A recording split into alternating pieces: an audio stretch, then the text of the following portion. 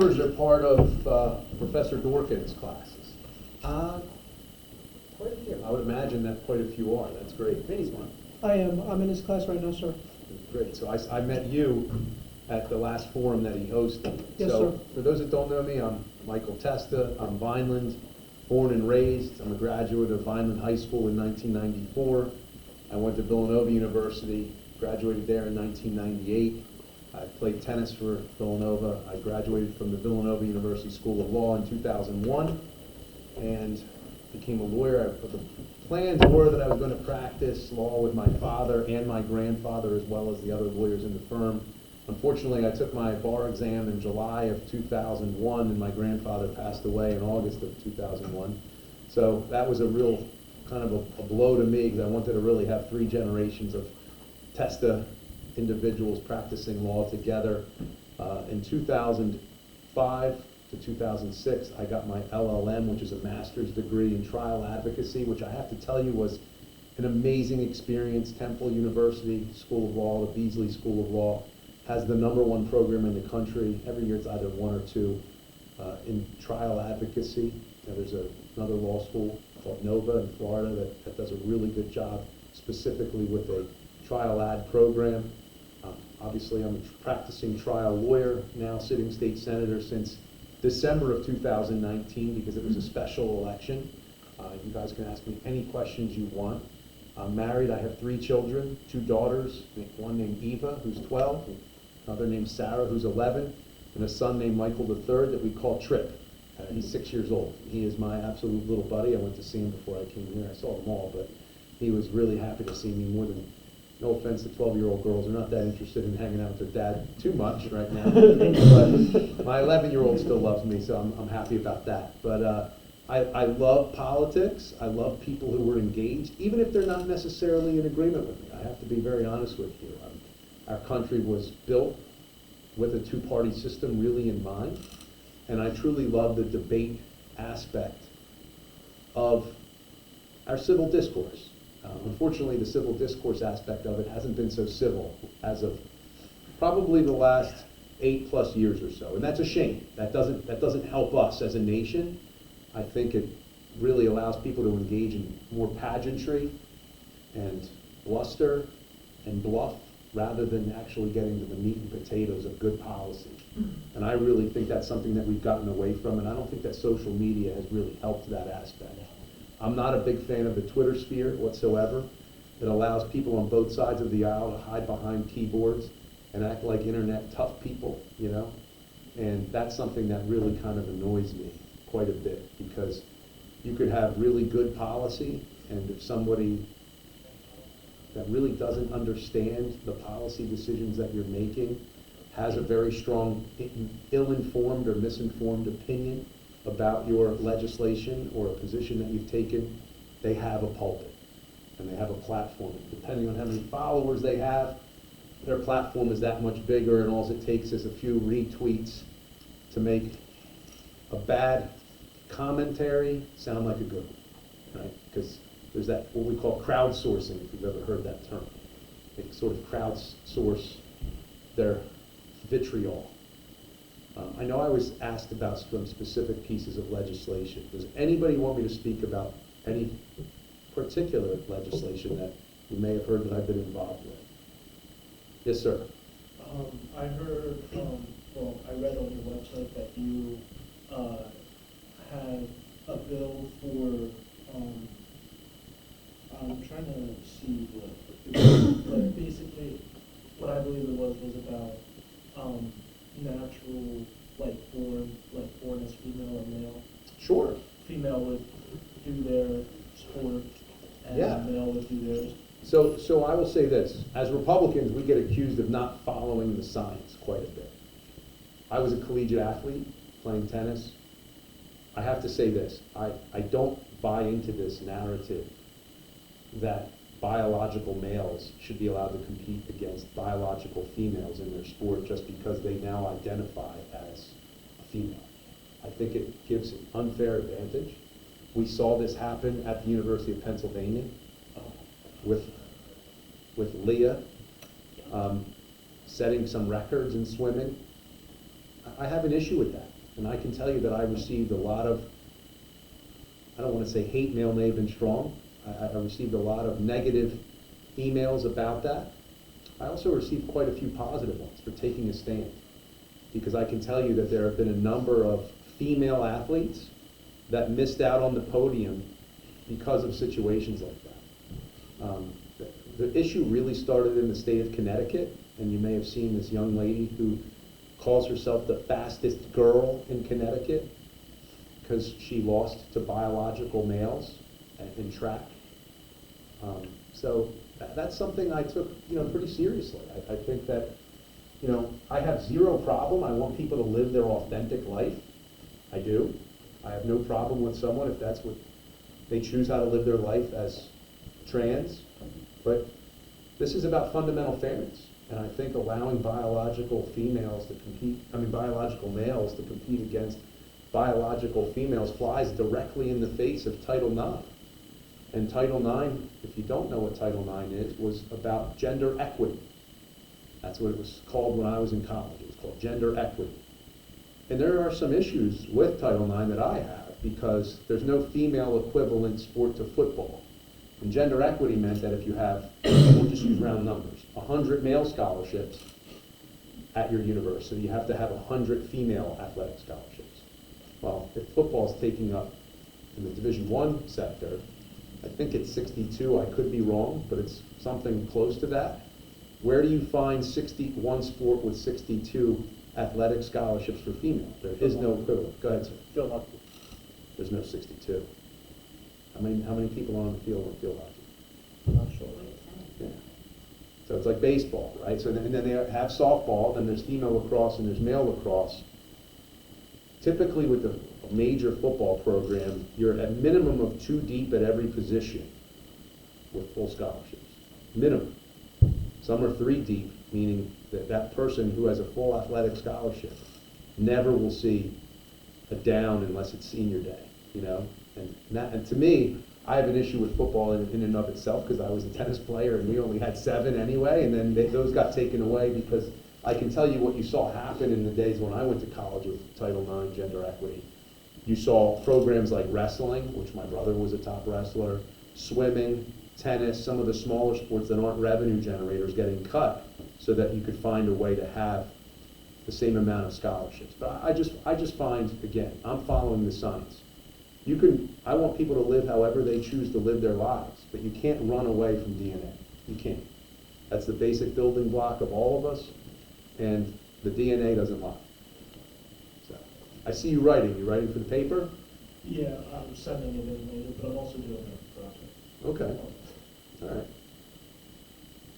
I mean, I've been pretty clear about my stance, so, again, my stance doesn't come from a place, I want to be very clear on this, it doesn't come from a place of hatred, it comes from a place of absolute fundamental fairness.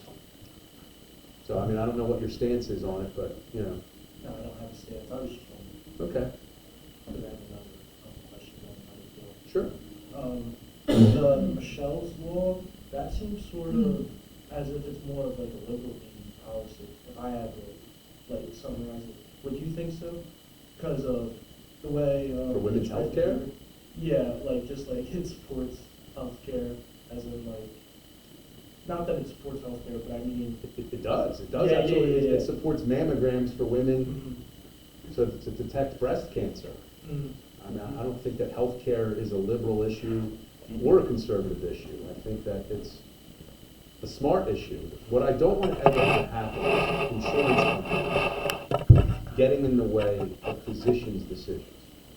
I can tell you that's something that I find to be absolutely reprehensible. I don't think that insurance companies should have any type of panels that get in the way of physicians' recommendations for their patients. That's a pretty basic notion. And again, it comes down to me calling balls and strikes as I see them. And I think that comes from an informed position. Again, being the father of a couple girls, will they compete in sports? Getting back to the original question, I don't know. They don't yet currently, but they're into ballet. so that has places on both sides. But I have to say, you know, I was a top-level tennis player in college. I recall, and this might come as a surprise to you, Venus Williams playing, I think he was ranked in the top 180 when Venus Williams was in the top 2 in the world. His name was Karsten Brosch. You can look up that name, Karsten Brosch. Absolutely annihilated Venus Williams. Crushed her. You know, so it's a wholly unfair advantage for biological males to compete against biological females in a sport like swimming. I mean, did you ever look at the podium? I mean, Leah's towering over her competitors.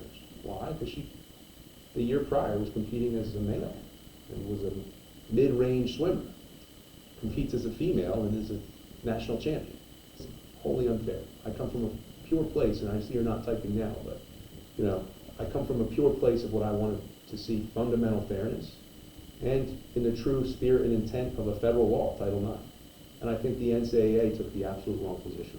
I do. And that's why you don't see the Olympics taking a similar position. Yes, sir. I personally think, Mr. Testa, I would like to thank you for your courage in creating a bill like this, because I 110% agree with what you're saying. I don't believe that biological men should be able to compete in women's sports. I know that you get a lot of retribution and hatred for it. I don't think you deserve it. I think you are doing the right thing. And honestly, I feel worried about saying my opinions about it. So Me too. I would like to thank you for holding the courage. Thank you. I mean, you know, this is why we have to have this level of discourse.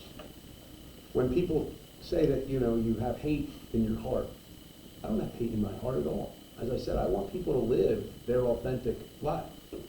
But them living their authentic life should not interfere with the fundamental fairness and rules of sport.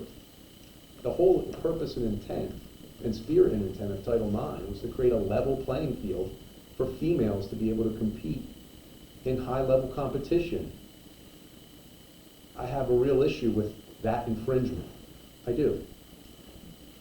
You're right. You do get some hatred male. And you'll even see the hypocrisy of the left on this issue. One of my favorite athletes of all time, because of the way she played tennis and her bravery in her personal life, was Martina Navratilova. You're all too young to know who she is. She's been a commentator for years in tennis. She also had the bravery and the courage in the 80s to come out as gay and have her female partner sit in the stands while she was a champion. Prior to her, people may have come out and felt comfortable about coming out after they left their chosen sport. She did it while she was a champion, and I guarantee you it cost her millions of dollars in endorsements. She was a phenomenal left-handed player. She played tennis the way I really appreciate it. She was what's called a serve and volleyer. She had probably, arguably, the best hands, if you understand the sport of tennis, that the female side has ever seen. So she was the best singles player, the best doubles player, the best mixed doubles player, and just was really the first female athlete, I would say, in any sport that took weight training very seriously. And it was visible. You know, she was a very strong woman. And she has come out and said that biological males should never be allowed to compete against biological females in tennis. And the left vilified her. Now here was someone who was a champion of the LGBT community before it was in vogue to be a champion of that community. So my hat goes off to her for her courage. And she has been vilified in the Twitter sphere and every other place for being bigoted. To the contrary, I think she was calling balls and strikes like she saw them, and honestly, and how could anyone argue with her analysis when she was really at the top of her sport, or at the near top of her sport, for 2 decades or more, when you think about it. I mean, she's, you know, how can anybody argue? So it's what I call intellectual dishonesty. And someone who's really pointing out, your name was Vinny, right? Yes, sir. So Vinny, you know, does anybody watch Real Time with Bill Maher? Anybody? You know, I watch him because, number one, I find him funny, Number two, he's always been sort of the counterpoint to my point of view. He's completely changed, and he's called out the woke left for exactly what they are. And he has asked, what is their end game? What is the end game of wokeism?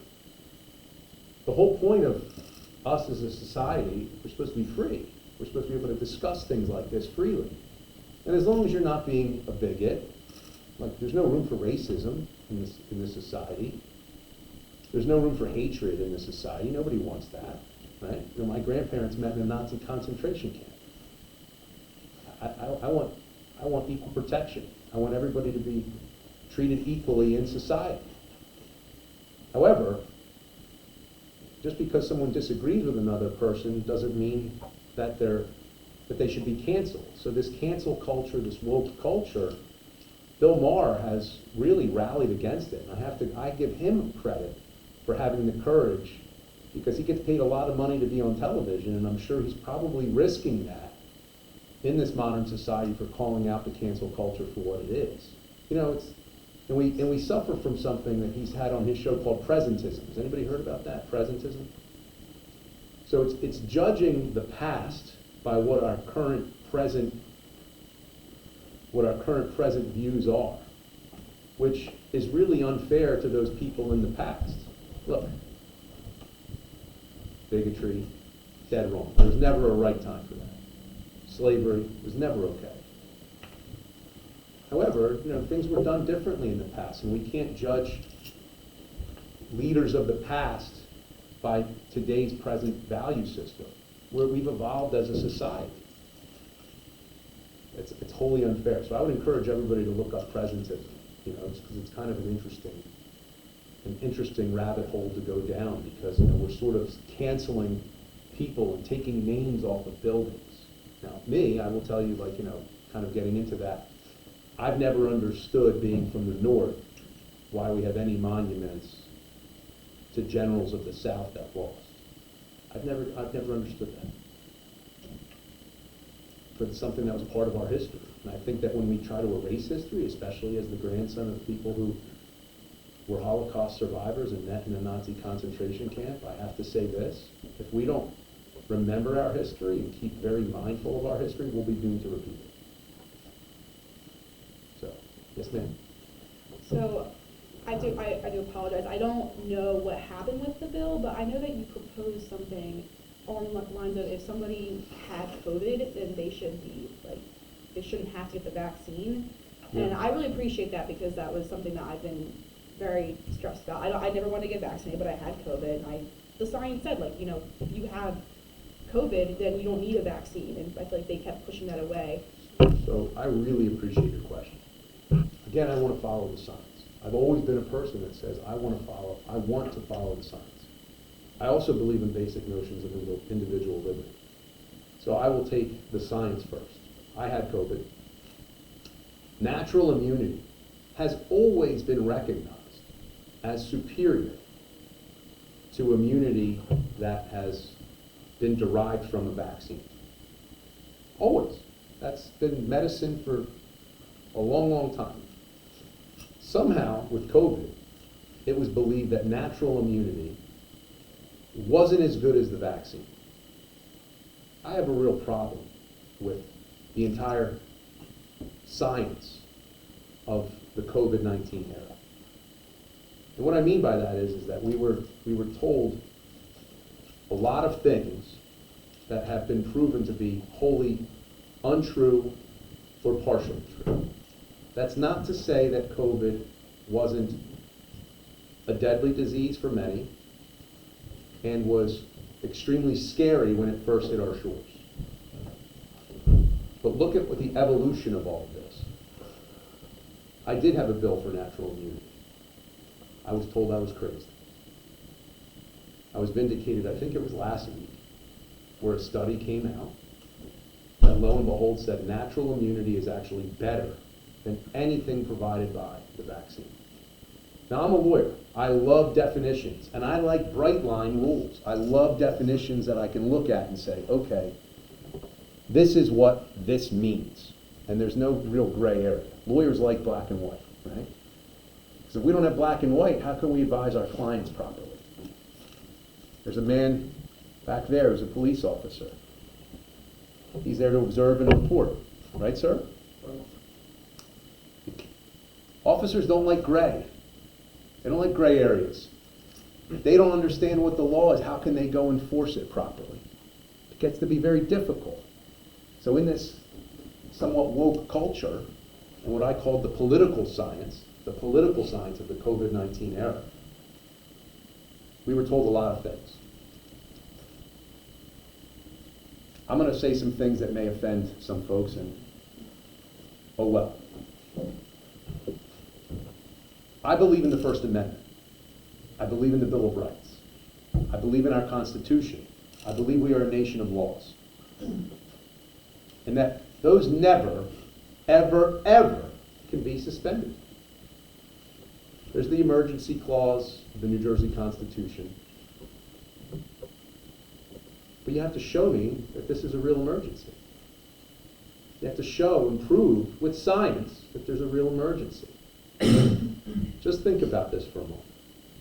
Your First Amendment right, which our founders, not Mike Testa, our founders believed, didn't derive from the Constitution, weren't granted to us by our founding fathers.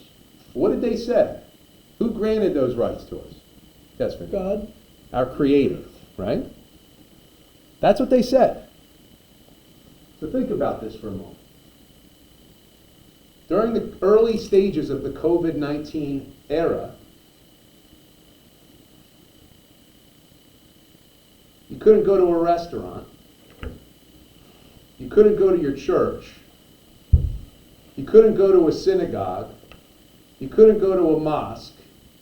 But you could go to your liquor store or your marijuana dispensary. Does anybody see something wrong with that? Okay. So your First Amendment right to practice your religion as you see fit, your First Amendment right to assemble was totally infringed. But you were allowed to go buy weed. If that's not an upside down world, I don't know what is. That should frighten every single one of you, that the government had that much power to allow that to happen. Because you have to always ask yourself, where does it stop? When does it end?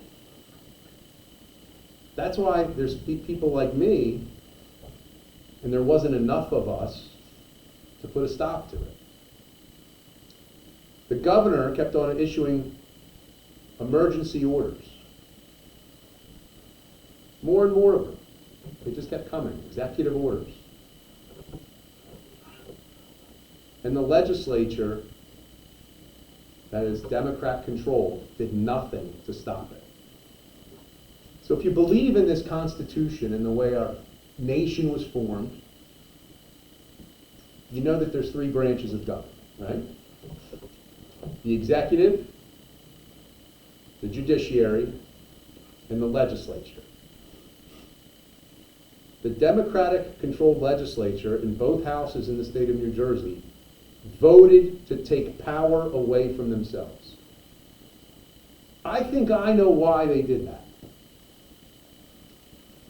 I think they were too afraid to make the wrong decision. I don't think that they're evil people. I don't believe that. I think they were too afraid because they bought in to the lie. The Senate was a little different than the Assembly. We weren't allowed to necessarily vote remotely, so we had to go in to the building. You should have seen some of these clowns. And I mean it. 3 masks, rubber gloves on. We had partitions every you know. It was like when you're taking your final exams when you have you guys still even have the blue books? No. Okay. Shows you how old I am. But so, you know, we used to have to sit every other seat so you couldn't cheat off of each other. And we had these blue books that you had to write, that you wrote your answers in. We had to sit like that in the State House.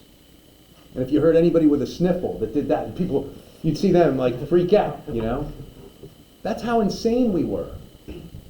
And you had other states wide open. Their rates were no worse than the state of New Jersey. And during that period of time, I can tell you that 1/3 of all of small businesses in the state of New Jersey closed their doors forever. Closed their doors forever. I had people calling me on my phone. I was at my office every day. No mask on. Right? I'm not going to live in fear. And what was just found out last week? Cloth masks did what? Nothing. Nothing at all. Nothing. Right. It became about control. And the states that had ultimate control like ours really don't want to give it up. Because once you have that level of control, and you have that level of power over people, you don't like to give it away. Very, very dangerous time. I think if I probably won't be around in 50 years, I'll be 96 then. God willing, I will be. I think in 50 years, if we study this, we're going to realize we made some huge mistakes. And if we're really intellectually honest about it. You know, look, you look at Governor DeSantis. Florida thrived. People didn't die. Sweden, there's a country I love. I played 5 weeks of tennis in Sweden after my junior year of high school. They didn't shut the country down. People were smart. Look, in the first few months of COVID, nobody knew what was happening. Look, as an adult and father, I was scared. I was. Hey, what is going to really happen? So I even gave the other side of the aisle a break for 30 days. Then maybe 60 days. Okay, what's happening here? And you realized healthy people, your age folks, we're fine. We're fine. Thank God, right? I mean, you know, thank God it wasn't nearly as bad as everybody thought it could be. You know, Dr. Anthony Fauci was telling people we were going to lose 2 million Americans. Quickly. And then what happened? You asked about the vaccine. I'm getting it. I'm getting it. I'm talking about that too. Okay, 1 second. So the vaccine, I said I'm a big fan of definitions. COVID-19, we changed the definition of vaccine. Think about that for a second, folks. The Webster's Dictionary changed. Think of that level of power. So if someone comes around in 20 years and they look up the definition, they don't know the old definition. That should frighten you, right? The vaccine is supposed to do 2 things. And I even have, as lawyers, we have a medical dictionary for dummies, basically. It's a medical dictionary for lawyers. So that we can understand when we're deposing a doctor who's an expert witness. So we can understand the language that they use, or the language that's used in some of their reports. So that we can understand what's happening to our own client. Was this set up for me? And I'm walking in and out of it. I apologize if I am. Oh, no, don't worry about it. It's wrong. Okay. So think about this. You had a definition that said, number 1, a vaccine is supposed to prevent you from getting a communicable disease. And number 2, prevent you from spreading said communicable disease. What have we found out about the COVID vaccine from the 3 companies that manufactured them? It didn't do either. It did not do either, that's right. Shouldn't that frighten you? Like, I'm not an anti-vaccine person. I'm not. But I am about liberty. Again, and this isn't a law class, but it kind of is turning into one. When we get into basic notions of individual liberty, Jehovah's Witnesses, they're an interesting sect of Christianity. Our United States Supreme Court has recognized the right of Jehovah's Witnesses to deny their children a life-saving blood transfusion. Something that we know will save a 10-year-old, they're allowed to deny their children based on their religious beliefs. And you might say, that's crazy, right? That's what you said, not my words, I'm being recorded.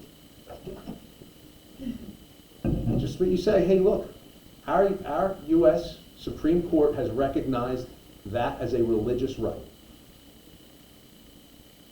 Now, 2019, pre-COVID, when I first got elected, there was a movement in the state of New Jersey to remove the religious exemption for mandatory vaccinations for children to attend public school. I have a problem with that. And the reason I have such a big problem with it is that it's someone's religious belief. And I kind of became a little bit of an instant rock star. This was not my intention. I was the substitute on the health committee. I had no idea this was going to be as big of an issue as it is, and has been. And I took a stand. And I said, this is a basic individual notion of liberty, something that's guaranteed to us by our Creator. Life, liberty, pursuit of happiness. And I thought it also was the ultimate in quid pro quo. Does anybody know what quid pro quo means? Something for something. That's right. Thank you, Professor. One of my very good friends, Professor Andrew Van Hook, who is also the City of Millville chairman of the Republican Party and was my vice chair for a number of years, my right hand. He's a great gentleman and a great professor here, I'm sure. So I said, geez, how can the government flex their muscle that powerfully? That these people's parents pay taxes like good citizens to put their children into the schools of their towns in which they move to so they can give their children a nice life, and they pay these taxes, and you're telling those parents they can't send their children to school if they don't get these laundry list of vaccinations. I have an issue with that. Even if you believe in the power of vaccines, and I'm not saying that they don't work, do you think that's right to force upon everybody? And I always said this, and again, people are allowed to disagree with me. Who here takes vitamins? Okay. In order for your vitamin C to work, do I need to take vitamin C? It's a miracle, right? Right? It's a miracle. I'm saying that with my tongue firmly planted in cheek. So I had a real issue with that. And another thing that I thought was very interesting is they were going to force something to be injected into your children's body against your will. I have an issue with that, especially considering I'm a criminal defense lawyer. I really am a defender of the Constitution. I'm also a PBA lawyer, just so we're clear, right? So I'm on what's called the LPP, the Legal Protection Plan. So, but this is a very interesting notion. I believe in the Constitution and people's constitutional rights. And if you have a juvenile who is alleged to have committed a crime, a police officer is not allowed to question that juvenile without the consent of their parents. Not allowed to question them. If someone gets in a horrible car accident after leaving a bar and they reek of alcohol, you're not allowed to draw blood from that person without a warrant from a judge. That's the law. But somehow, many lawmakers in the state of New Jersey thought it would be okay to enforce mandatory injections of something against parents' will. I just want consistency, right? In order for the laws to make sense, they have to be consistent. To me, there was a big void in consistency there. That was one of my huge issues about it. And we defeated this bill, the removal of the religious exemption in the state of New Jersey. New York has it. Connecticut has it. That's scary.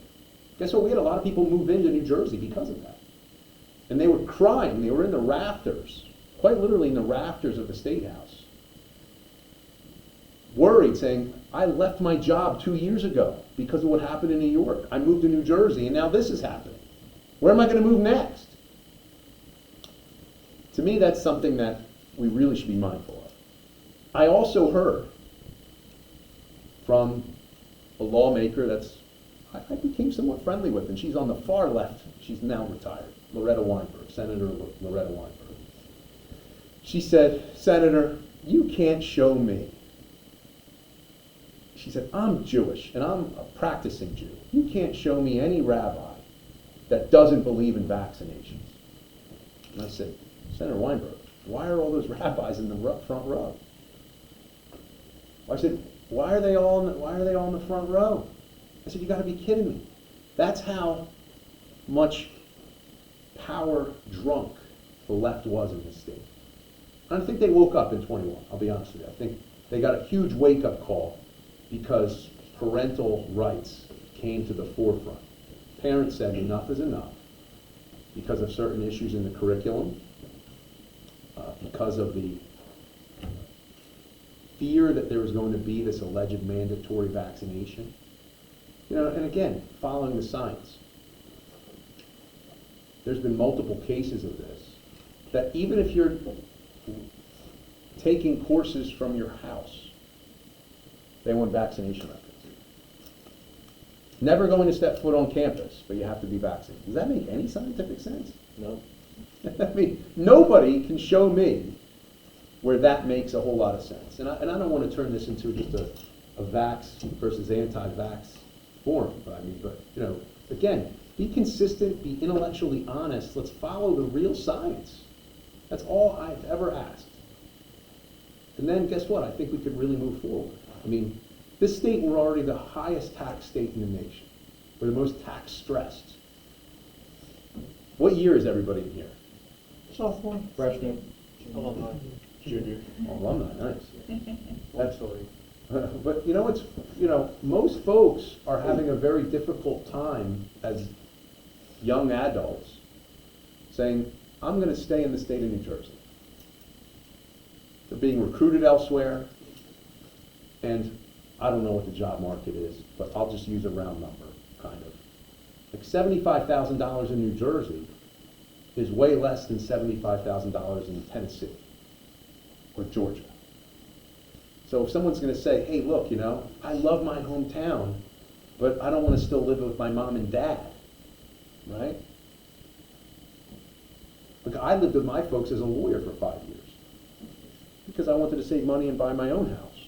But it would have been very difficult had I needed to, you know, pay a decent amount of rent and things of that nature. Most people don't want to do that. I kind of liked it because my mom's an amazing cook, but it became a time when it was time to get out, you know. But most people don't want to do that for a long time. And they're saddled with student debt, which is a very real issue. We suffer in New Jersey from a massive brain drain.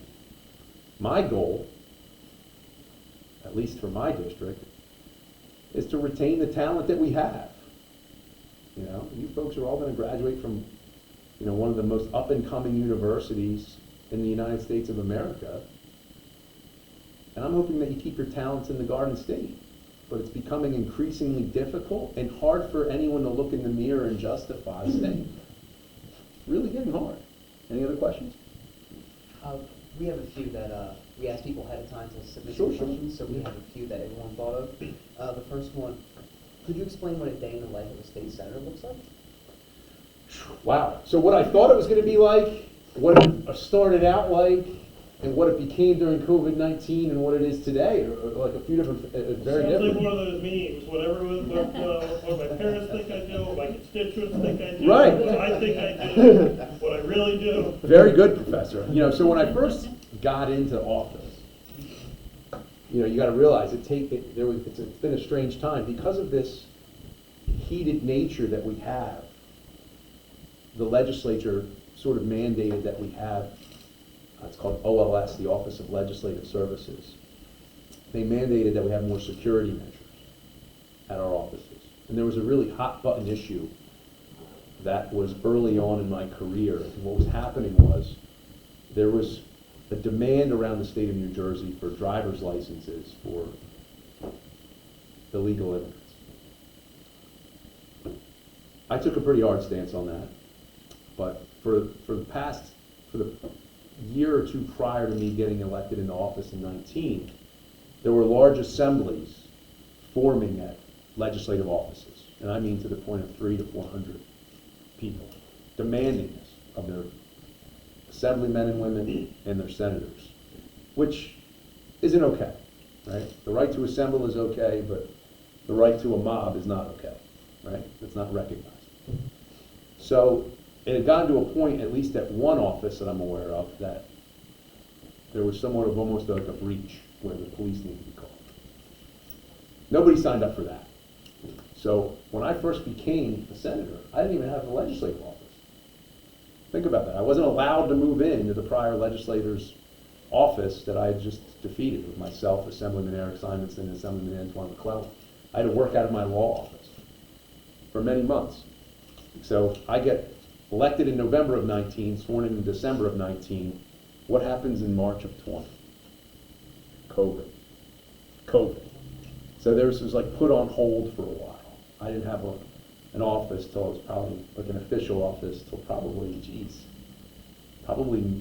April, May of 2020. And I can tell you, and the professor back there knows, I worked on thousands upon thousands of unemployment claims. That was the biggest failure, in my opinion, of the Murphy administration, as far as constituents are concerned. During the COVID era, were people who desperately needed their unemployment benefits that they had paid into for years. Because we're a state that you pay into unemployment. Other states aren't necessarily like that. So that's your money, right? That's money you paid into. So that's why it's so well funded. And if you put in one wrong digit, or you hit one wrong keystroke, guess what? Claim denied. And you were pretty much like locked out of the system. So Tyler, I mean, how long were you working on unemployment claims and still are? There's always a new one coming in. Every day there's a new one. And there's thousands in our tracker that we have completed. And there's And dozens in people there. that the government made unemployed. Correct. So you took the next thing out of my mouth, Professor. So these were folks that want to work, but when I was saying the reason I talked about the climate of the state of New Jersey being so difficult financially, many people live paycheck to paycheck.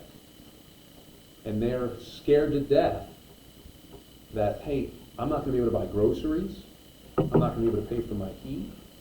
I'm not going to be able to pay my water bill. There's a fear. So that collective fear that was happening, I can tell you 80 to 90% of my workload for the, once COVID hit, and probably I'd say from May of 2020 for a good year and a half, was 80 to 90% unemployment related. And calling the governor out for it, saying, so what's it like? It looks prestigious, but I can tell you that I love the job, right? I love getting calls from folks who are thankful to great staff. I have Tyler, Arvine, I have so many great staff members, and they're calling to say, hey, I called during a really rough time and I was kind of rude.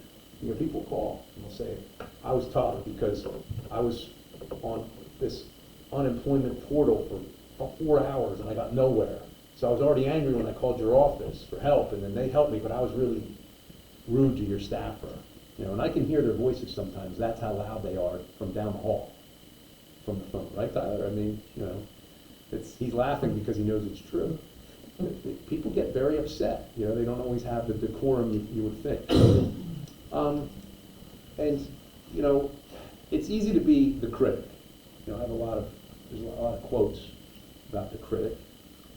And Justice Clarence Thomas has a quote about the cheap seats of life. I happen to love that quote. There's a great quote about the man in the arena. I love that quote. It gets difficult at times because, especially, look, we had something that never happened in our history, certainly not in my lifetime, where the world shut down. So it wasn't so prestigious during those times. It was very frustrating and all-consuming to me because when you have, I'll tell you, one business owner called me. I'm a third-generation business owner. I don't want to be the one to lose the family business. And they're crying on the phone. A grown man. Saying, you know, this is something my grandfather started. They're crying. That's tough.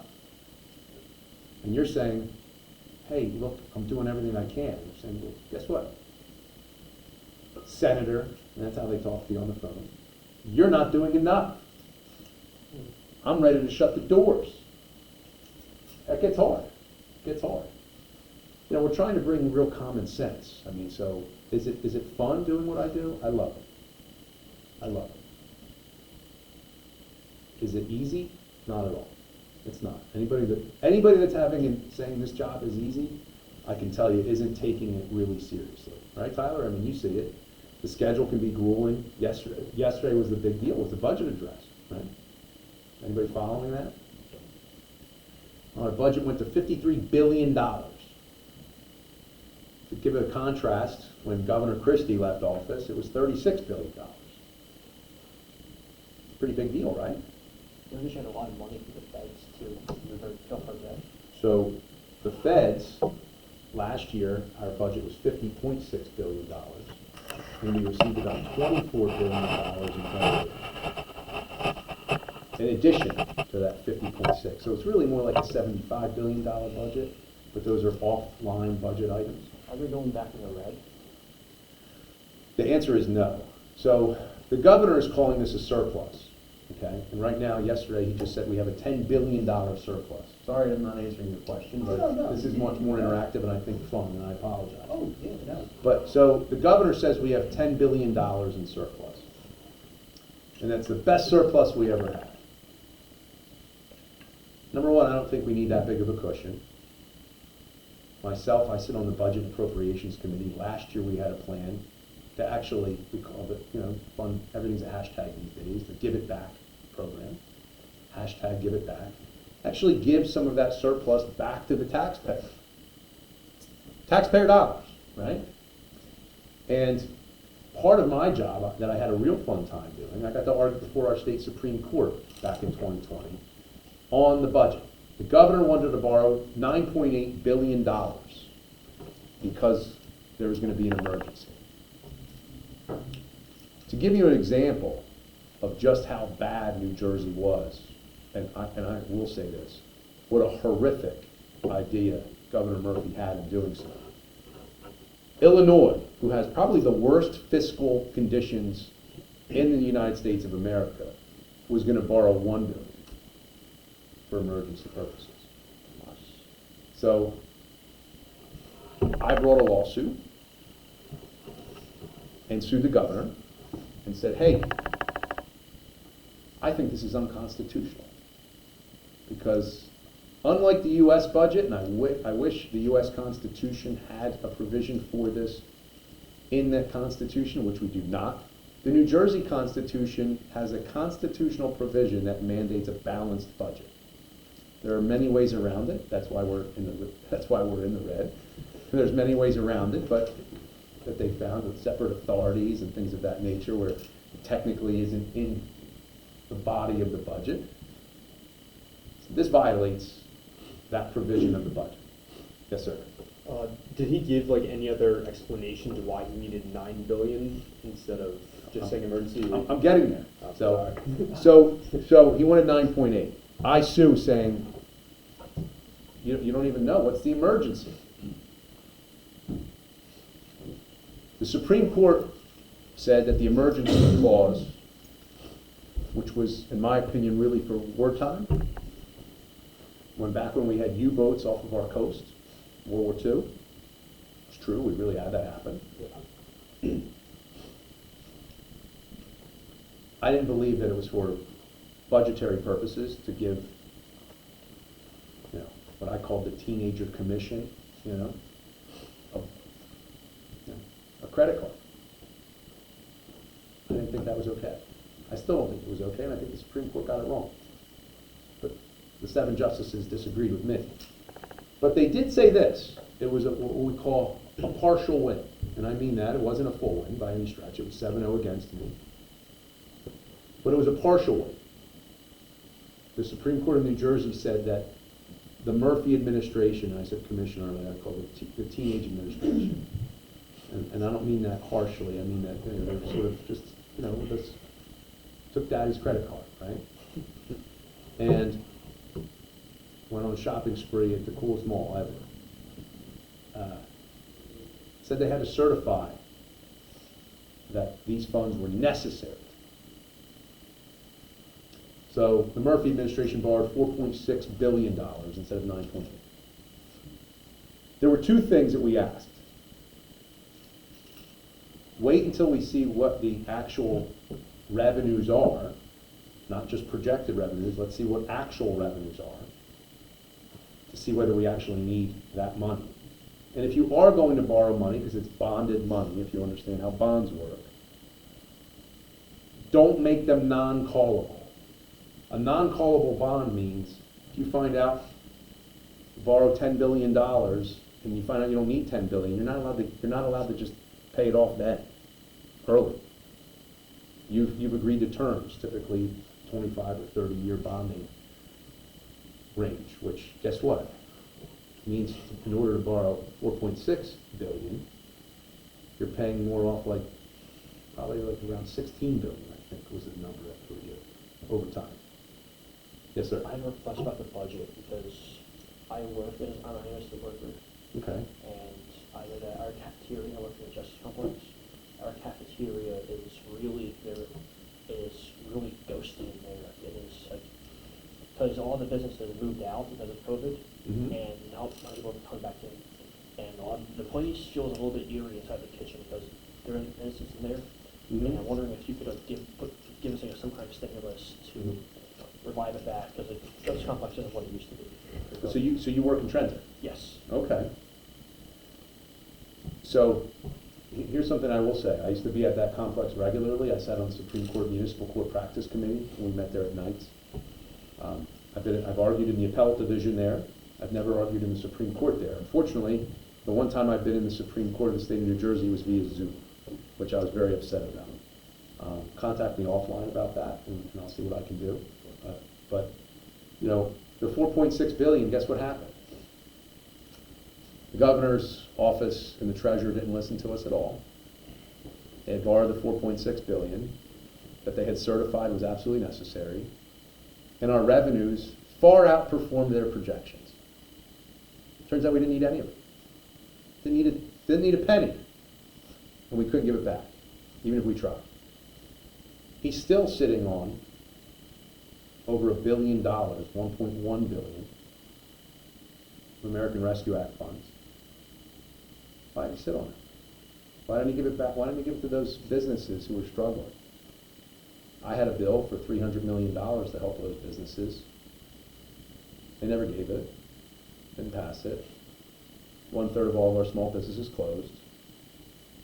I mean, it's really, in my opinion, when we study this historically, we're going to realize the massive amount of mistakes that were made and the damage that was done to families. And that's really, those are people, they're not numbers, right?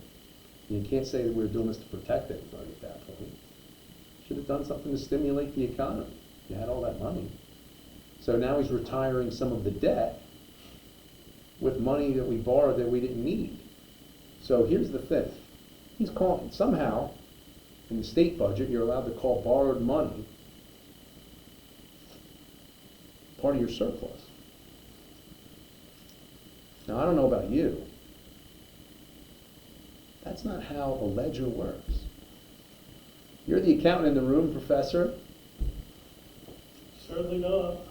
But they won't use generally accepted accounting principles. In New Jersey, we have this weird regulatory basis that makes no sense anywhere else but New Jersey. That's right. You're even allowed to call borrowed money revenue in the state of New Jersey. Correct? Yes. $4.6 billion borrowed was somehow added to our revenue stream. Isn't that how market accounting works? I have to say this, I call it like clown car math, right? I mean, really, and that's what it is, because it makes absolutely no sense.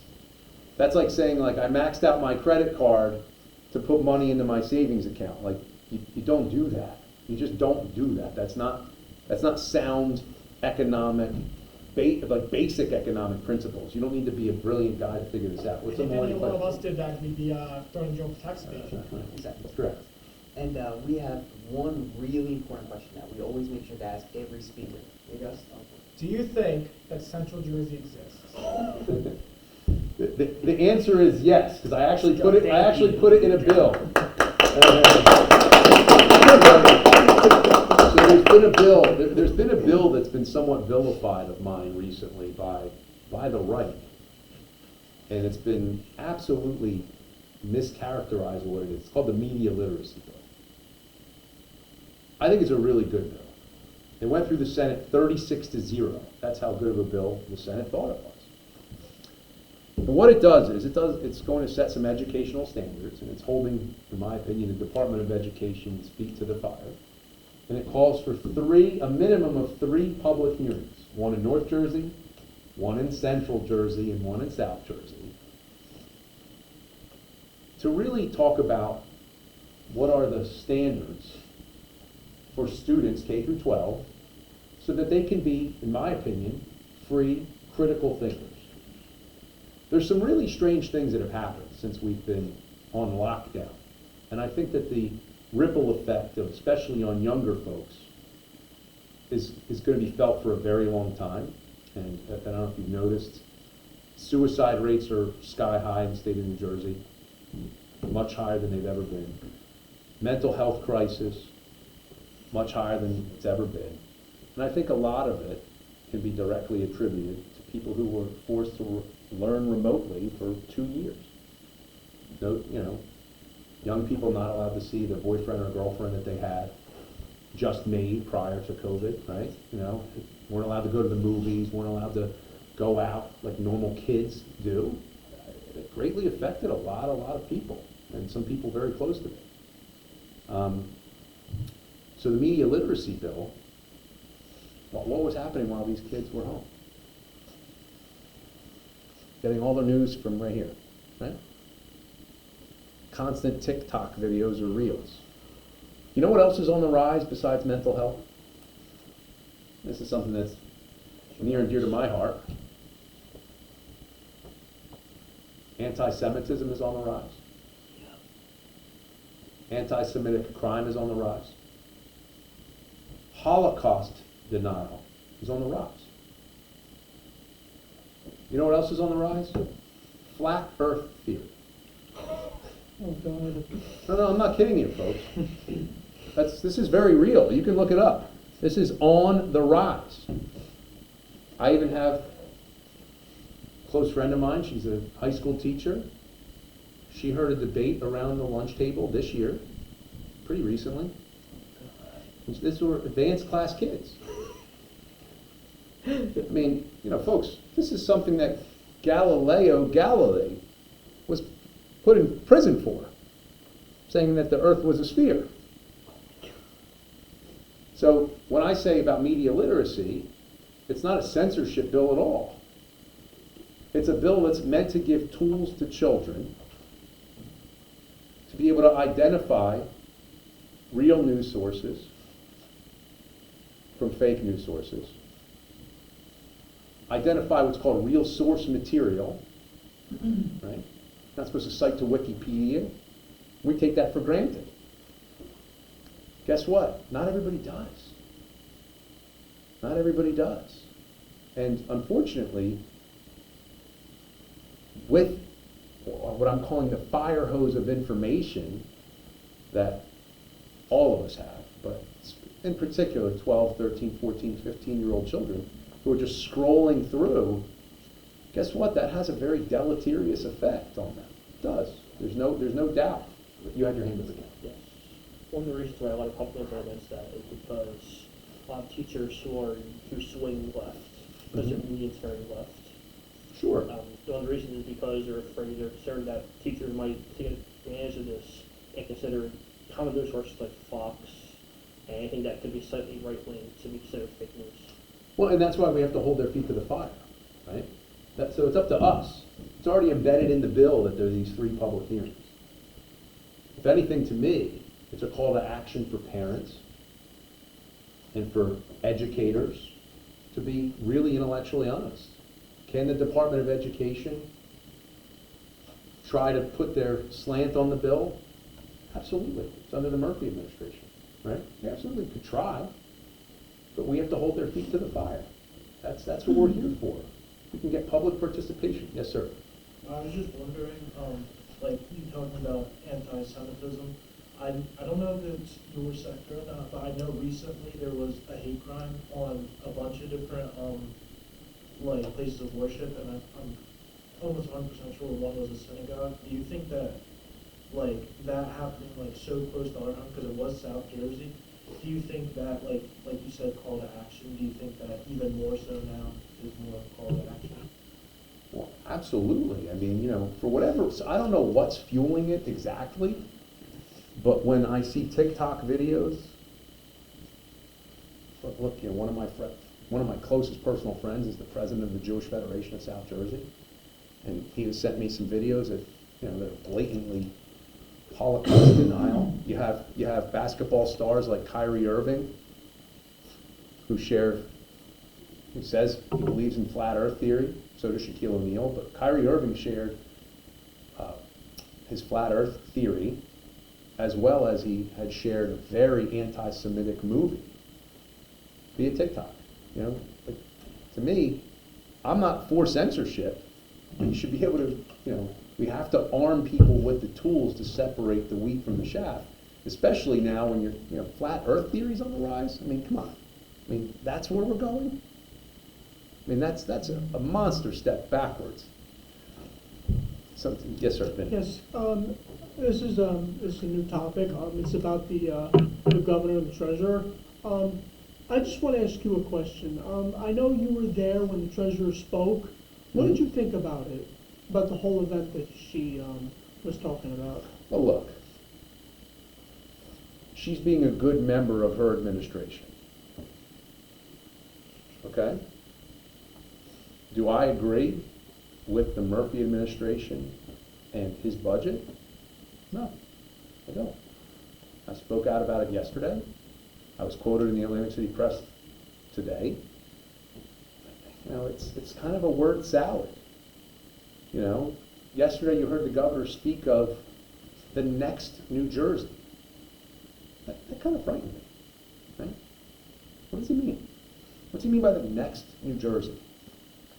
Because I have to tell you, you know, in addition to what I said about anti-Semitism, anti-Semitic crime, Holocaust denial on the rise, you know what else is on the rise? Carjackings. Carjackings. Car theft. Yep. The utilization of young people in the commission of these crimes. You know, 2 weeks ago I was in the Judiciary Committee. I happen to be blessed, and I mean that, I'm very blessed. I sit on what I think to be the two best committees in the state Senate. I sit on the Budget and Appropriations Committee, and I sit on Judiciary. There are a few bills, again, these were authored by Democrats, to increase the penalties on carjacking and fentanyl dealing. Sounds like a pretty smart idea, right? We had people come testify against them,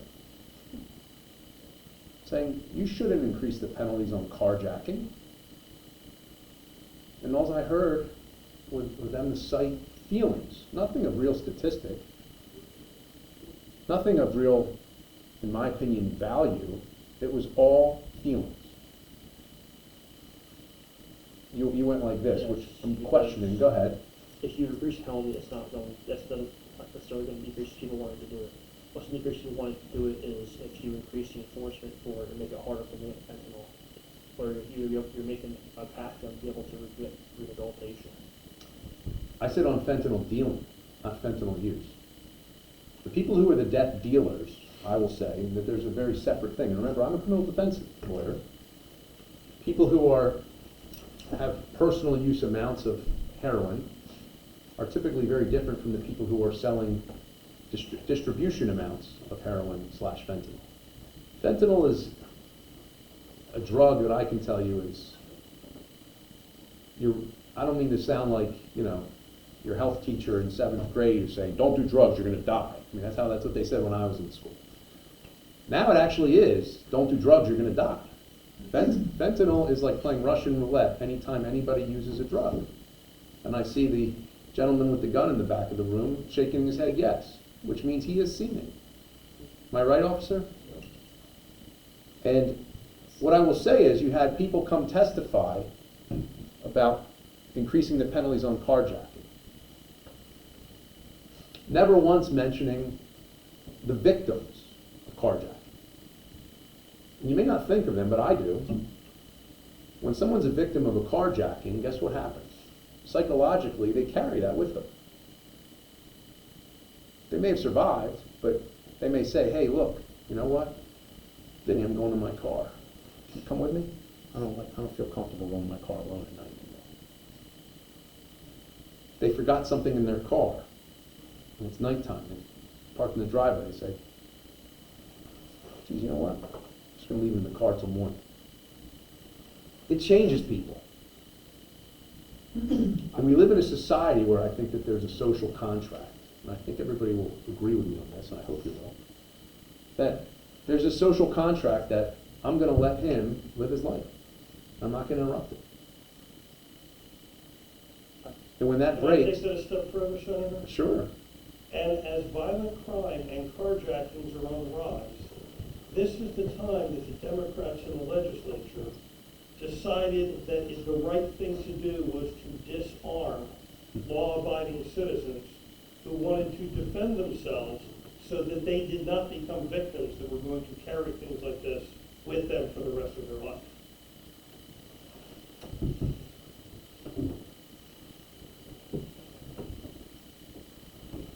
A 100%. And isn't it ironic that these bills were introduced by Democratic senators that probably are looking at polls and realize, you know what? New Jerseyans have had enough. Even in more liberal areas, people don't want to go out to their cars and be carjacked. They don't want the new car that they just bought being stolen. And as far as fentanyl is concerned, they're probably realizing that guess what? Everybody has had someone in their lives touched by the scourge that is opiate abuse. Everybody. I don't think there's probably anybody around anymore that either is in their family, a neighbor, a friend of a friend that has been affected by this scourge. So now people have had enough. And again, is that because of an open border policy that we have that's letting this stuff flow into our country? Absolutely. I mean, there's no doubt. But it's not any one thing, right? You're supposed to hopefully have this marriage between the federal government doing their job and state governments doing their job, which we don't really have right now, but that's a whole nother topic that would take, you could have a whole course in that right now.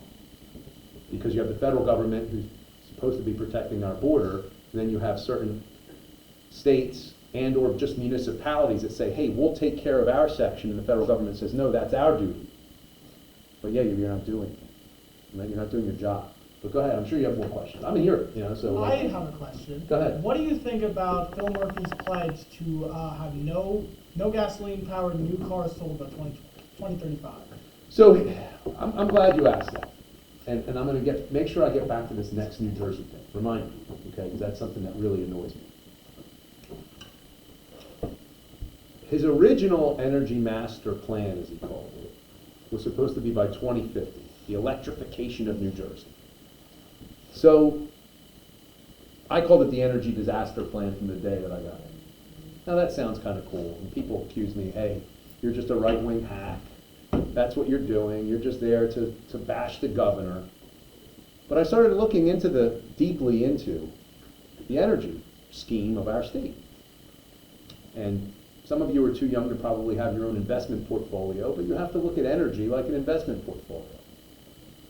The state of New Jersey actually does a pretty darn good job with nuclear energy.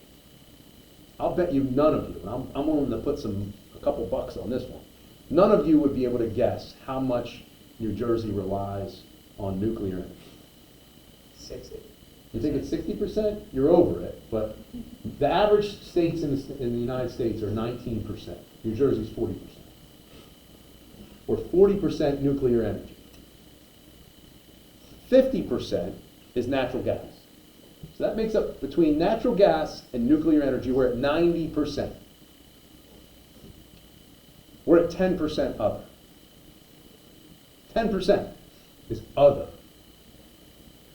So think about this, folks. How are we going to go from 10% to 100%? Now by 2035.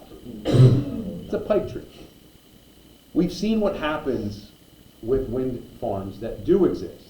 California has them. You have brownouts. Pretty bad. There's times when those electric cars, they're not allowed to be charged in California. Quite literally, you're not allowed. They say, no, you're not allowed to. It's too much of a stress on the grid. Well, that means you can't go to the grocery store, right? Because your car's not charged. Remember what I said about control, folks? I don't like the government controlling me. I want to follow every law there is.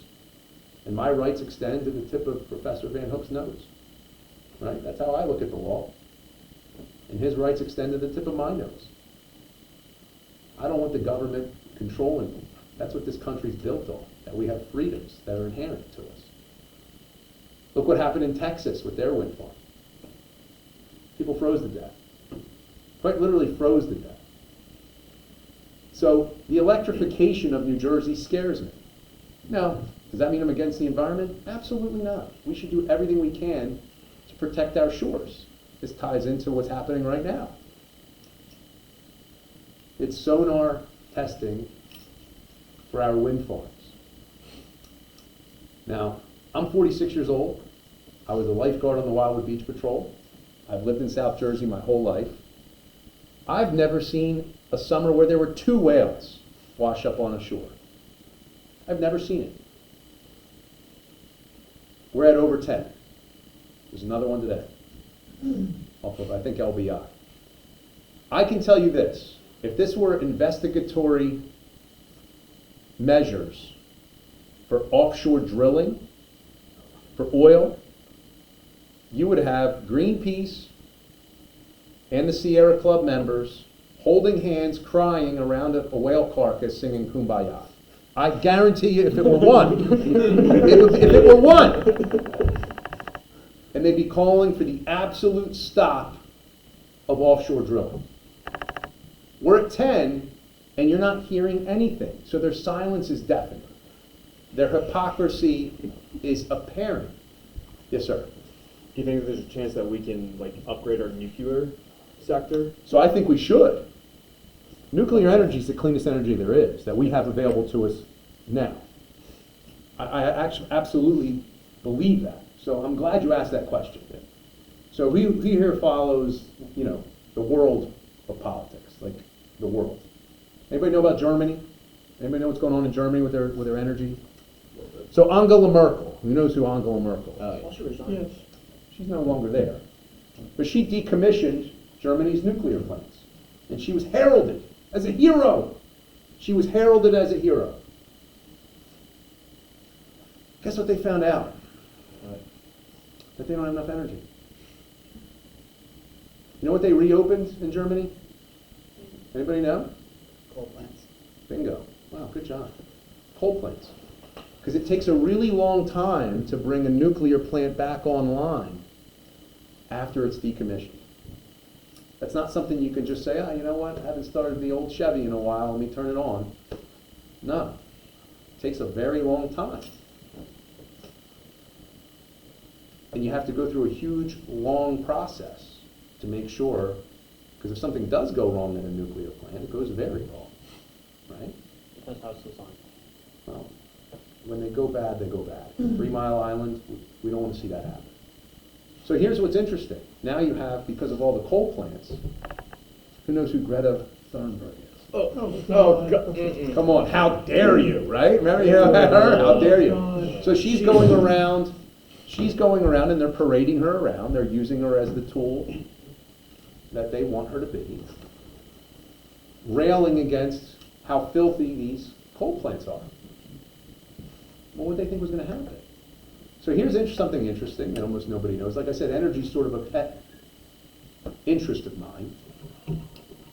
France is 80% nuclear.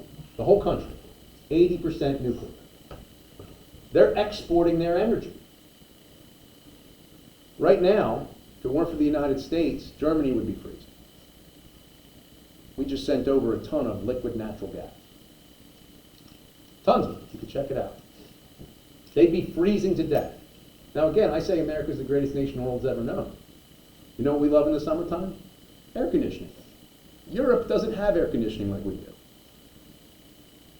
If we rely on wind energy alone and the electrification of New Jersey, guess what?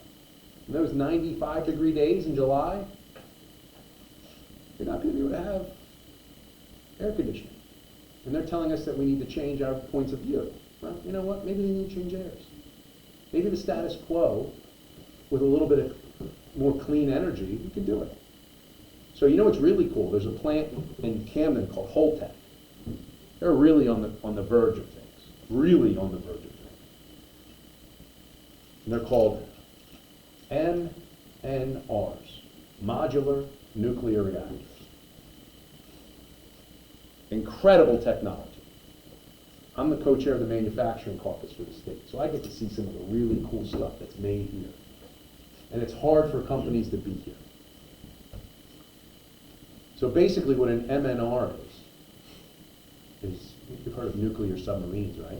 It's basically the engine of a nuclear submarine. It's on wheels. Now granted, you're going to have some serious protections, right? Because you have to save yourself from foreign attacks and things like that. You have to have some major security measures in place. I think that is going to be a way and a direction that you're going to see some municipalities be able to go in the not too distant future. I think that is much more feasible technology than the electrification of New Jersey. I can tell you an industry that's very near and dear to my heart and the economy of South Jersey, commercial fishing. One of the fisheries, Lunds, in my legislative district, does 1 million pounds of squid a day. Think about that. 1 million pounds of squid a day. It's a whole lot of squid, right? 1 million pounds? It's a day. There's no such thing as an electric fishing vessel. It doesn't exist. There's no such thing as an electric oyster schooner. It doesn't exist. So when I say things like Governor Murphy's pie-in-the-sky electrification of New Jersey plan, I mean, it's fantasy land. It really is. And my question becomes, how is that honest? Because people read about it and they say, that's going to be great. And you know, my views at 46 are different than they were at 20. When I was an idealist, and not necessarily the realist that I am today, if I would have read that article when I was 20, I'd have been like, this guy's great. He's going to have the cleanest energy. And if I wasn't doing the deep dive with the data and the information that I have access to, I wouldn't know these things. What he's saying is a virtual impossibility. And getting back to that next New Jersey. You know, I don't know what anybody's opinion on cannabis is in this room. I don't necessarily care. I will say this. When I said, I want the old New Jersey back, I remember as a kid, this was when station wagons were popular, not as popular anymore. Now it's SUVs and minivans. Your average middle-class family in the state of New Jersey could load up the minivan, or station wagon, take the 2 kids to the Jersey Shore for a week, rent a house, and have a grand old time. I have a client of mine that's a pretty well-off guy. Said, it's cheaper for me to take the kids to Hawaii. Think about that for a second. It's cheaper to take the kids to Hawaii than it is for a week at the Jersey Shore because of how costly rentals are at the Jersey Shore. Also, you know, Disney World, I have to tell you, I've only been there once. It's an incredible place. If you've not been there, you should check it out if you can. One of the most clean places ever, smoke-free, right? It's incredible. You go to the Wildwood Boardwalk, Ocean City Boardwalk, various boardwalks right now, and you bring your kids to the rides, you're walking through clouds of weed smoke. And right now, gentlemen like him, like the officer in the back of the room, can't even stop a kid who looks like he's 15, smoking weed, and say, "What's your name?" The handcuffs are on him. Why? Why? It's ridiculous. That's when I say I want the old New Jersey back. Can we always do better? Absolutely. But that's not, you know, guys like me who have a 6-year-old son, and he's on the boardwalk and says, "Daddy, why does it smell like a skunk?" That's not cool. That's not cool. I want him to go ride the rides. Have a good time. Yes, sir. Are municipalities allowed to ban smoking of recreational marijuana? So I have a bill right now that I just dropped recently that they're even allowed to ban it in certain zones. That just say, hey, you're not allowed to smoke on the boardwalk. To give some power back to these guys. Look, are there bad apples? There are. Guess what? But you don't throw the whole bunch away. You took law enforcement's power away to have a safe environment in our shore communities. Did you see that pop-up party that happened in Wildwood? The big car rally, 2 people died? Like, we have to allow law enforcement to enforce the law. That's what they're supposed to do. That's what a civilized society has. And you know, I have hours of video of kids where an officer's just approaching, just like this. Isn't saying a word.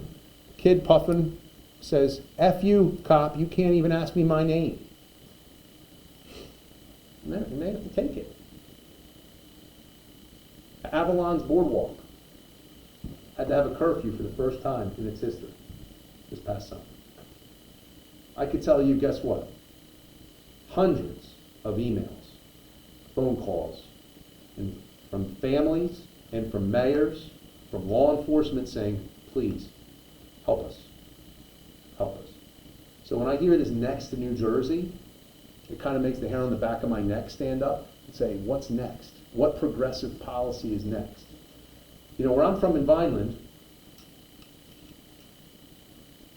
people have transportation issues. Cumberland County is a rural county. People have serious transportation issues. People are poor. Can't afford a car. You constantly hear from the governor and other lawmakers that, hey, look, you know, we need to increase New Jersey Transit. You familiar with the concept of taxation without representation? Kind of why America exists, right? Freedom of religion and taxation without representation. 2 main reasons why people decided to get on a boat and come over here. Well, guess what? South Jersey has a taxation without representation problem. One of them being New Jersey Transit. They're talking about electrification of buses, and this is a great thing, and they're all, you know, touting, look at us, we're going to have electric buses. You have Kamala Harris, I love electric buses. I rode a school bus. Did you see that goofy thing? I saw it. It's ridiculous. Guess what? My people who want to work can't get a bus route from Vineland, New Jersey, where there's a bus depot, to take them to Atlantic City, where they desperately need people to work in casinos. Think about that. We should have more bus routes. Well, he's worried about electrification of buses. You know what I need in Cumberland County? Just buses. Give me some buses. Give me some routes. What are we being taxed for? Yes, sir. Would you, about the infrastructure in South Jersey, would you support expanding Route 55 to the Parkway, Bullways, City? That's been actually one of the platforms I ran on. It's a necessity. So here's another place where the left is so hypocritical, right? Cape May County has a huge problem right now, in the sense that young people aren't moving back to Cape May County. They're just not, they can't afford to. Cost of living in Cape May County, especially if you're in one of the island towns, your average house is probably 800,000 or more right now. Who can afford an $800,000 house that's under 50 years old? Very few. Very, very few. In summertime, you see all the license plates. They're not New Jersey. They're not New Jersey. So, does anybody know what logistics means? That's really trucking routes. Logistics in the summertime are terrible for Cape May County because trucks can't wait in traffic because there's federal regulations. You're only allowed to be behind the wheel so many hours. So if you're in traffic for 3 hours for something that should take 45, 50 minutes, they're not running routes on Fridays, on Saturdays, or on Mondays when people are coming back from the shore. They're not running routes. They can't do it. And if we had Route 55, they would be able to do it. There's another thing. Cape May County is actually, there's a whole plethora of reasons why Route 55 is no longer a luxury, but it's a necessity. When I said about the hypocrisy of the left, what about all of the emissions coming from cars sitting in traffic for 3 hours? Bumper to bumper. Oh, like on 47? 47, 347. Yeah. There's that. People always talk about safety, right? That's not safe. Last hurricane, there was 3 feet of water by Bayside Prison. 3 feet of water. State regulations are once winds hit 35 miles an hour or more, all emergency vehicles are pulled from the road. People would literally drown in their cars in 3 feet of water. They were evacuating Cape May County. So let's talk about evacuation routes. The state says that Route 9 and the Parkway are the evacuation routes. Route 9 goes parallel to the shore. You must have heard me speak before. Same with the Garden State Parkway. Correct. And the 47 goes along in Delaware Bay for a while, so that's a whole nother. That's not too bad, though. That's why you had the 3 feet of water. That's why you had the 3 feet of water, right? But, I'm no engineer, but I know one thing. If there's a problem with the ocean, you don't run parallel to it, you run perpendicular to it. You run away from it. 55 would run away from it. It was supposed to go all the way down right by the courthouse diner, by the way. So if you know what Cape May Courthouse is, that's exactly where it was supposed to tie into, right at the parkway there. That's where 55 was originally supposed to end. No, ends in Millville. Ends in Millville. It ends in Millville. And actually, it ends really abruptly with one of the most dangerous endings of any highway in the state of New Jersey. So it's really, really a problem. So it becomes a public safety and health issue. So Route 55 I would support wholeheartedly. Anything else? I have another question. Sure. I'm here. On the wind energy topic, so I'm a PR major, and we're doing a big project, and we have to work with the NJEDA, the Economic Development Authority, on wind turbines. And we met with some representatives, and I'm not a fan of wind energy, and I kind of made my opinions about it, and I've told people, and it's very frustrating, because I feel like a lot of students, at least in my class, are very, a lot of people not understand wind energy is great. And I'm like, you literally see whales dying. Like, these are concerns. Like I said, they froze up in Texas. Like, I mean, you already answered the question, but I do appreciate you saying and kind of talking about Well, let's follow the science and actually do a real investigation of if, in fact, let's pause it, right? Let's pause and assess. That's what you do, if you're smart. With anything, you have to, if you're digging in the ground, and you don't just say, hey, we're going to continue to dig if you hit something. You say, hey, wait a minute, what's down there? Let's find out. Like, are we disturbing something, or something could be here? But in the ocean, you have the ocean floor, especially where those are, there's scallop beds, oyster beds. We have to wonder whether we're going to disturb those. That's a livelihood for my district, huge, Migratory birds are a very real issue. I don't know if you saw any of the pictures. Has anybody seen the pictures of a couple of those wind turbines in California?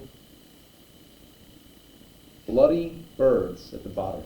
But look, again, I'm not a conspiracy theorist by any stretch. But why is the media not showing this? Why is the media not saying, hey, look, maybe there's an acceptable amount of collateral damage. I'm not the scientist. But if we're going to really we're about the environment, and we have whale deaths, migratory bird deaths, we should probably be taking a pause and wonder whether there's a return on investment that is worth the amount of billions of dollars being spent on energy that's going to be a minuscule portion of our energy portfolio, right? I mean, it's just, now I hear, hey, there's tons of jobs, there's tons of union jobs. One second, thing, I Sorry. promise you. I'm sorry. So, don't be sorry, it's okay, you know, there's tons of union jobs, and they built a port that's gonna be a source of commerce. You know, that's all good, but let's find out whether this industry is worth the amount of time and monetary investment in it. You know, if we destroy our whale population and our scallop population and our migratory bird population, those are integral to our society. What I don't get is, where are the Audubon Society? Where is Greenpeace? Where is the Sierra Club saying, hey, wait a minute. You know, I remember when I grew up, I'm a lot older than probably your parents' age, there used to be a bumper sticker that said, save the whales. Where are all those people? Where are all those people saying, hey, wait a minute, let's save the whales? And again, I'm not even ready to say it's 100% directly causally related. I'm an attorney. I have to deal with what's, you know, proximate causation, it's called in the law. I'm not ready to say that this sonar testing is directly causing these whale deaths. I'm not ready to say that. But I want the scientists who are really in the know to go out there and study it to find out, is this what's causing this? Because if it is, then we have a problem. We can't just say, all right, go full steam ahead, nothing to see here, folks. There's a lot of whale deaths off your shore. Doesn't make sense. Vinny, you had a question. Yes, well, it's actually like more like a comment. You were saying how birds are dying due to wind turbines. Mm-hmm. I actually saw something, and this is like a little kind of personal, because actually, if you look at the statistics of how birds die, the number one killer of birds is feral cats. Is that right? Oh. Yes. All right, well, not with the migratory birds. Well, in general, the number one killer of birds is feral cats. Okay. And it's personal because Well, I that's have a another feral issue. cat that comes to my house, but that's... So let me see if I could find it here real quick. I want to see if I can find the pictures.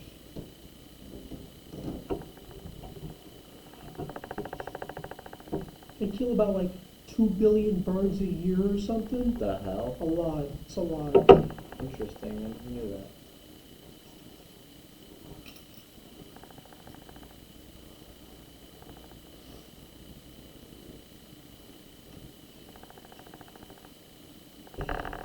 Yeah, so here's, I mean, if you just type in like windmills, bird deaths, you'll see quite a number of birds and bats. And this is on the California side. They think it's about 20 times worse than they originally were told they thought it was going to be. 20 times. Yes, sir. This is a not like political question, but I think it's kind of important. I'm from Upper Deerfield, Okay. so, Awesome. but I just wanted to know. My county, but not my district. But I'm the Yeah. county chairman there, so, yeah. Do you feel like a sense of pride since you went to Vineland High School, like you are the senator, like for covering, like Vineland, that Isaiah Pacheco, like he won a Super Bowl? Oh my gosh, yeah. No, I'm trying to work with his folks to get him honored at the State House, actually. I'm working on that now. I know his family, I know him, you know. I have a whole lot of pride that I went to Vineland High, he went to Vineland High. He's gotta be the first Vinelander to ever score a touchdown in the Super Bowl. You know, he's not the first Vinelander to play in the NFL, but he's certainly the first product of Vineland to score a touchdown in the Super Bowl. And I hope, guess what? I hope his contract renegotiation this coming season is super high because he deserves it. He plays with a lot of heart. He has a wonderful story. You know, that guy has a Cinderella story. They should probably end up making a movie about him. I don't know if you know, like his two siblings were killed. I mean, it's just, he had some really humble beginnings. And for seeing him score a touchdown, and I think he should have scored two, to be honest with you. I'm a little biased because I love Vineland and I'm biased for our people. And there was a couple times I thought he could have been more utilized during the Super Bowl, and I think he would have scored a second time. Yeah, I think it's important, especially like, it gives like your town like such a feeling of pride and like, it's always good to have it. I think you could tell I'm probably beaming that you asked that question, and there's a reason I'm beaming. I know him, I know his coaches from his childhood, and everybody says that kid runs hard all the time. He's one of the hardest workers, humble kid, and now he's a superstar. So I'm thrilled for him, really thrilled for him. And that's great that you're from Upper Deerfield, that's awesome. Anybody else? Yes, sir. Yeah, so I got a quick comment and then a question that they're like two with each other. But the comment is that I went to a private middle school and I had some training on media literacy, and I thought that was an absolutely incredible resource. So I really support your bill on that. Oh, thanks. And the question was that, at least in my town, we have a huge problem with carjacking. Where are you from? Rumson. Okay, Yes. yeah. Oh, really? And one of the wealthiest areas in the state. Literally one of the Yeah. wealthiest areas in the state. Yeah. And we have a very well-funded police department who are apparently not allowed to chase cars that are suspected to be stolen. You have to Mhm. wait for them to be stripped and then, returned to parks or whatever. So I guess my question is that when do you think people are going to wake up that these extreme progressive police, that's just not going to work? I think they're waking up now. I mean, I may have discussed it before you got in the room, and I'm glad that you mentioned that, because I talked about carjacking. And what was really interesting is that there's a recent bill introduced by a Democrat legislator who I think realizes these extreme progressive policies. And see, here's another issue that I have. I'm going to just go sidebar very quickly. We under progressive governors, not just in New Jersey, but New Jersey's Exhibit A, we have attorneys general who are being picky and choosy with the laws that they want to enforce. And this is, again, something about, there's the separation of powers argument that I have an issue with. If the laws are on the books, they have to be enforced. It's not for the Attorney General to decide, hey, look, I think this law is inherently racist, or I think this law has inherent bias. No. Guess what? You're supposed to enforce the law. The legislature is the body in which it decides what the laws are. There's an enforcement arm. The Attorney General doesn't get to write the law. They're the chief law enforcement officer for the state. But they shouldn't be allowed to say, I'm going to pick and choose which laws we're going to enforce. You're 100% right. You pointed something out there. Don't you think that people that are stealing cars know that they're not allowed to be chased? I mean, give the criminals a little bit of credit, right? They know, hey, look, the police can't chase me, so I'm going to go steal a car. As long as I can outrun them, it's over. It's done. Once I'm in it, it's gone. They know that. Yes. They absolutely know. And if they're in a really despicable part of these criminal car theft rings, and they're, this is true, they're employing minors to do these things. So that they know that, hey, the worst thing that's going to happen is that kid's going to get taken in, and they're going to release him the same day. It's not a big deal. And under bail reform, even the adults are getting released the same day. Because we're going with an algorithm. And the part of the new law introduced by a member of the Democrat legislature, I believe it was Senator Stack, who's the chairman of the Judiciary Committee, who's also a mayor. There's a rebuttable presumption, it's called, that you're going to be detained for a car theft or carjacking. Imagine that. The law is supposed to deter from bad behavior. There's supposed to be a deterrent factor. So I think people are waking up, but some of the damage has been done. I don't know if I spoke about this before you got in the room. If someone is carjacked, they carry that with them. There's a psychological damage aspect, right? They're going to say, hey, look, you know what? That car that's not in the garage that we park in our driveway, I may not go to if I forgot, something in it at night, because they're scared at this point. Well, that's not what a free society is supposed to be. You're not supposed to, look, you don't have to exercise common sense, right? You don't go into a tough neighborhood at 2:30 in the morning alone. You don't, There's certain activities you don't do because they're just not smart to do. You don't go for a jog in the inner city at 3 a.m., right? That's probably not a good idea. But you should be allowed to go out to your car. In a free society, you should be allowed to believe that, you know what, I'm not going to be carjacked in Rumson. But, you know, people earn a lot of money and get great jobs so that they can live in a town like Rumson.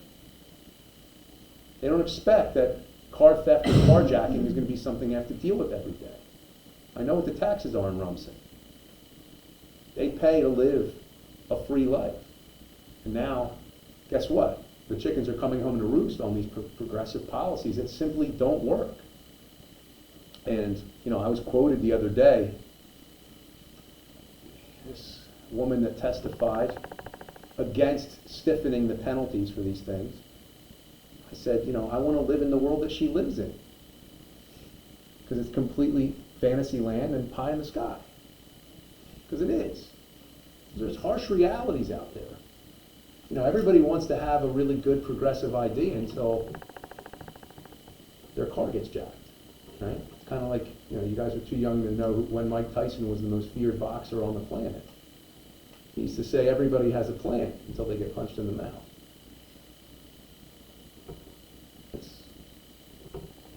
That's where these chickens are coming home to roost. So I think it's happening now, but the media isn't necessarily covering, mainstream media isn't necessarily covering how bad it really is. But lawmakers are realizing that their constituents are saying they've had enough.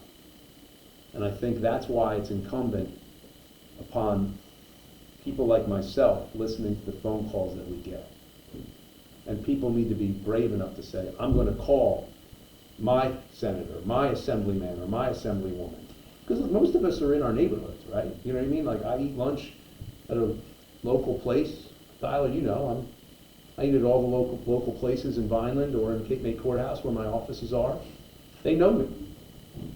People come up to me, hey, look, man, that was good on the media literacy bill. I'm glad that you said that, but because I've taken a lot of heat on it. Because some people on the far right think it's a censorship bill, which it totally is not. Anything else? I mean, you guys had me for a little bit. Go ahead. I had a question. Sure. We have the room for just a little bit longer, so I'd like to ask one more question, and Please. then we can get a group picture if it's okay. Wonderful. Oh wait, Vinny just left the room. I have a question. We're gonna ask that. one more question. I do have a question. We'll be back in a minute. Additional question. Alex, you can do a quick one. Yeah, well, so, a few weeks ago, there was a news about Testa Regional High School, there's a throwing committed suicide. Horrible. Yes, and there's a lot of evidence supporting that the district ignored every warning signs. Most preventable suicide, I think, happened in the same university. It's despicable. As someone who was bullied and almost committed suicide before in the past, what are you willing to do to punish these school districts and these teachers and the unions that are backing these teachers from hiding these bullying incidents? Listen, that we need to make sure, a knee-jerk reaction is never a good thing, right? And in the Senate, if you've studied history, the Senate is the saucer that cools the tea. Right? Things in the federal government. The House of Representatives, Congress, is where people want to do things quickly. They want, and the Senate's like, you know. I think we need to take a long, hard look at this. And again, as a lawyer, I want to have strong evidence and see how everything plays out, to have real evidence. I want the people who drop the ball on this punished. They need to be punished personally, okay? This isn't one of those things where people get to retire and walk away with their pensions. I'm not okay with that. Somebody lost their life. And as I've said about other measures, legal measures that have been taken, and when you hear somebody talk about treating the people who commit the crimes as victims, Ronald Reagan has a great quote on that, by the way. But these are people we're dealing with. These aren't numbers. So when you hear about those carjackings, right, when you hear about that carjacking, somebody's a victim there. That's not a number. But somebody might say, hey, there's only four carjackings in Rumson. It's 4 too many. Right? So this young lady, who was apparently bullied for quite some time, took her own life. It's unacceptable, right? Like, we're supposed to have, you know, vice principals of discipline, child study team, guidance, they're all supposed to be working in tandem to make sure these things don't happen. So to me, we have to take a study of exactly what happened in this instance and see if it would happen in any other instance. And if it was, like, bullying is unacceptable. Like, bullying there's been an anti-bullying mantra in this state for a long time, right? And there's supposed to be, anti-bullying staff meetings at every school. I mean, there's multiple measures that are supposed to take place. And if there was an effort to cover this up by the administration, it should be charged criminally. It should be charged criminally. I mean, there's really just no other excuse. You have one. Yep. We have quite a few members who are looking into law school. Mhm. I'm applying myself coming up this spring. Are there any insights you'd like to share about the law school process, law school itself, being a lawyer? Look, a law degree, in my opinion, is a degree that can really open up doors for you anywhere, even if you decide, hey, I'm not going to practice law. And there's just so many different facets to the practice of law. I'm kind of a country lawyer, in Vineland, New Jersey, and I represent people who are charged with traffic offenses. I do a lot of personal injury work, and I've had some great cases, and I do criminal defense, some of